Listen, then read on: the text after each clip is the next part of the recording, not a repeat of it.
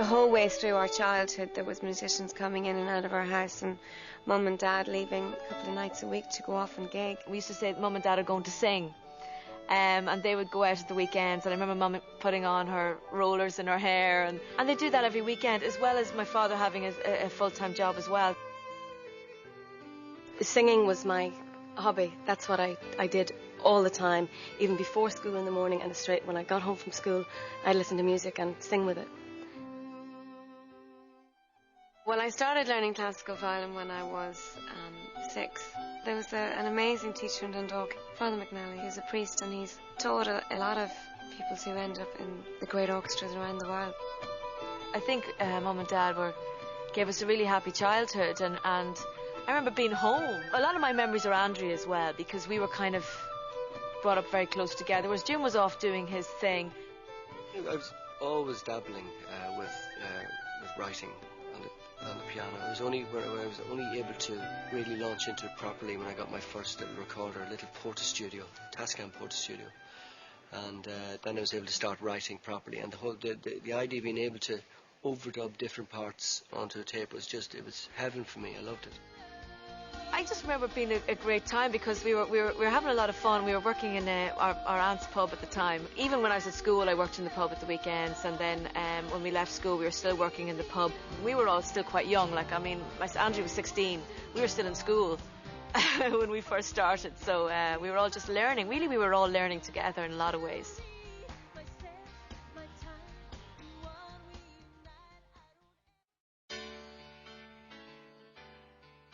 I was terrified, just like, I don't know, deer in the headlights, I was really terrified. So was Jim, so was Caroline. Andrew was 15 going, I'm great, but she was, This is the first time you've sung in public? Well, in public, yeah, that's the first time in public for the whole lot of us together.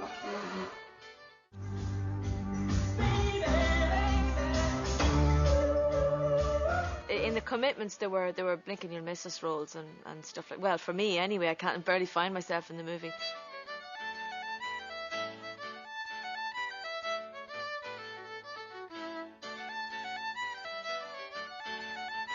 Andrea had a more substantial part. Where are you going? You haven't finished your dinner. Out. Now borrow your hairdryer. Go and shush.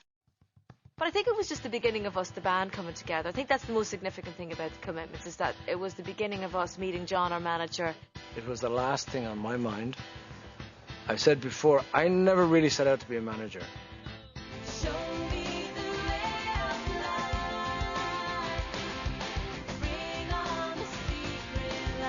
The fiddle wasn't originally a part of the Corrs thing. I don't know, I suppose because we just didn't think of it. We kind of thought everything was really pop orientated at the time, and it was also really techno. There's an awful lot of technology involved, so everything has really gone away from acoustic instruments, bar the guitar. But it was all about keyboards and drum machines, and then I don't know who suggested it, but it could even have been John Hughes, our manager. And he said, well, Sharon plays the violin, doesn't she? Because, well, why aren't you using it? So we did, and then we came up with this blend of traditional Irish within our music. So, which was I suppose the thing that separated us from every other band around at the time.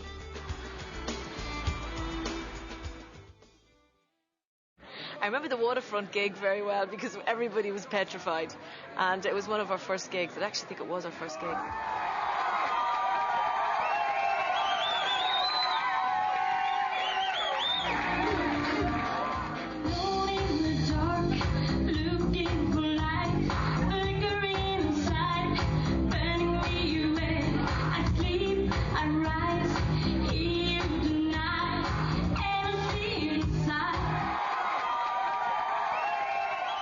I was playing keyboards, and then after that I'd learned drums with a friend, or I had a boyfriend who'd played drums, and I remember going in and playing with him and just learning a few beats.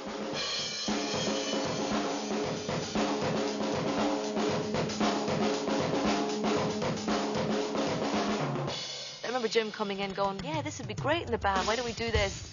And so I ended up playing the drums, and I really loved it. I really enjoyed it.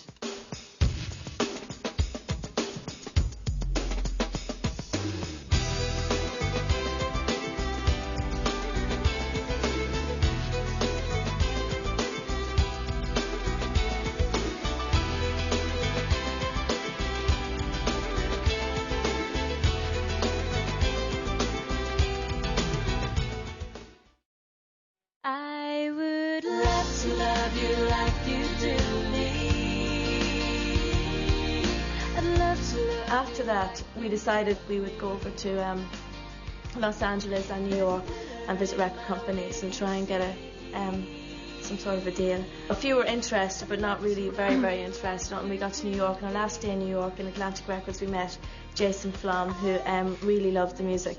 He wanted to try and get us to meet with David Foster, who was a name that we were, at the time, we weren't really that familiar with. So I just happened to be walking out in the lobby, just by chance. The group had taken it upon themselves to come to the Hit Factory and wait, and wait, and wait, on the hopes that I would come out. And I did, and I took a look at them, and of course here's these three beautiful sisters and their handsome brother, and they all had their instruments with them, and they said, "Hi, we're here." "Oh, right, the Corrs, yeah, I remember getting the phone call." I was so spellbound by their looks, I said, "Let's go upstairs and play for me." And they played for me. They did some acoustic music. They played a tape first. That sounded incredible. They said, "Can we take you to the piano? We want to play you some music." They brought out the violin, Sharon on the violin, Caroline on the baron drum, which I didn't even know what a baron drum was at that time, Andrea on the tin whistle, and Jim on piano and guitar. And they just blew me away. You're forgiven, not forgotten. You're forgiven, not forgotten. You're forgiven, not forgotten. You're not forgotten. And I was just hooked. I mean, completely hooked. You just know right away when you're looking at real talent. And this family, and no small testament to their parents, Gene and Jerry, just has an abundance of talent, and they're also really quality human beings. And those two separate issues made it a slam dunk for me. I mean, there was just no question. That day, I decided for sure that I was going to sign it.